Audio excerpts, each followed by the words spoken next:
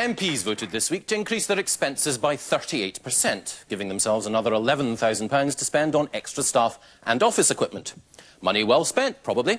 Anything that helps MPs to do their democratic duty to their constituents is to be welcomed. But MPs haven't just had their expenses increased this year. They've also had an inflation-proof pay rise of £1,984. And that takes their annual income to £30,854 a year, putting them into the richest 5% of the country. Now, surely, far from equipping them to do the job better, earning so much must hinder them in representing their constituents. £30,000 is twice the average annual wage. So earning so much must insulate MPs from real life. And a pay rise at a time of such high unemployment can only seem insensitive and widen the gulf between rulers and ruled. If MPs really want to do the job properly, why don't they take a pay cut now and accept only the average working wage each year, showing solidarity with the average constituent? With me is Kate Hoey, the Labour MP for Vauxhall. So, to me, the logic seems pretty clear-cut. So, presumably you're going to accept a pay cut to put you in line with the average worker's pay. Will you take a pay cut? If you take a pay cut, I'll take a pay cut. But seriously, if I could just say... I had to take a pay cut recently. Why else do you imagine I'm wearing a suit like this if I hadn't taken a pay cut? I've got a second hand jumper on. Very attractive. No, anyway. Seriously, I think that a member of Parliament who is doing their job properly and is working full-time, which I think all MPs should do and should not have second jobs. I think everyone who has got a second job should stop that. Then I think for the hours we work, and if you're looking after your constituency properly, and if you're doing all the work in Parliament properly, then I think it's a reasonable salary. I don't think we're overpaid, but at the same time, I don't think we're underpaid. I think it's about right in terms of the job we do if we're doing it properly.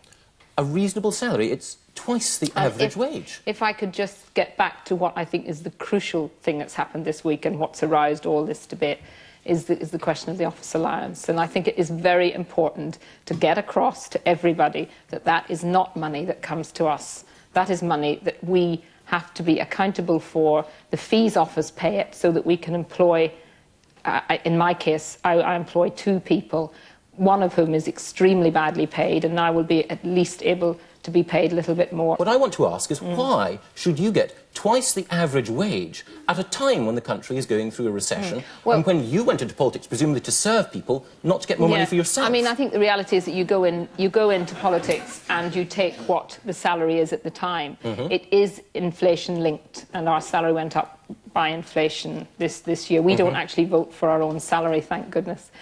But I think, again, I mean, no other job in the world do you go into and then have to actually find an office, first of all, to put your things. I spent 6 weeks when I got elected finding somewhere to put my stuff. Certainly you need extra money for those office expenses. No other job but there's no justification, is there, for more money going straight into your pocket through a salary? Well, I mean, last year I actually subsidised my office account out of my own salary, but I don't want to make But you won't need to do that anymore, will you? Well, I hope I won't have to do that anymore. And now that you won't have to do it, can you take a pay cut? I mean, I think that... In solidarity with the rest of us who are suffering in the recession. Well, I don't think you're taking a pay cut, and I don't really think any worker of any sort should be asked to take a pay cut. But you're not a worker, you're a public servant. Well, I think I'm not a public servant in the sense that if I was a public servant and if MPs were treated as public servants, then we wouldn't have all this fuss over office allowances. I would go into a job expecting to have, a computer that I could work at, expecting to have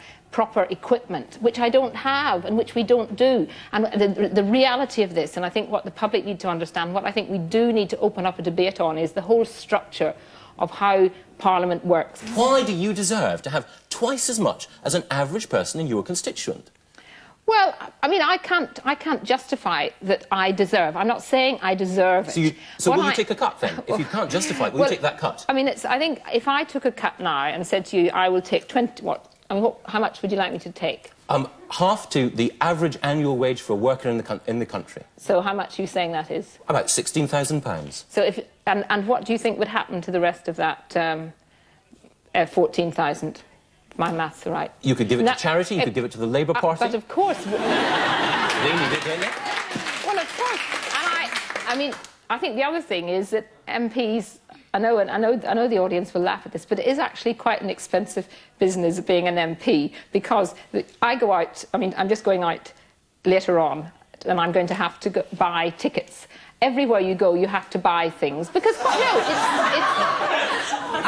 it's quite an expensive business being a member of Parliament.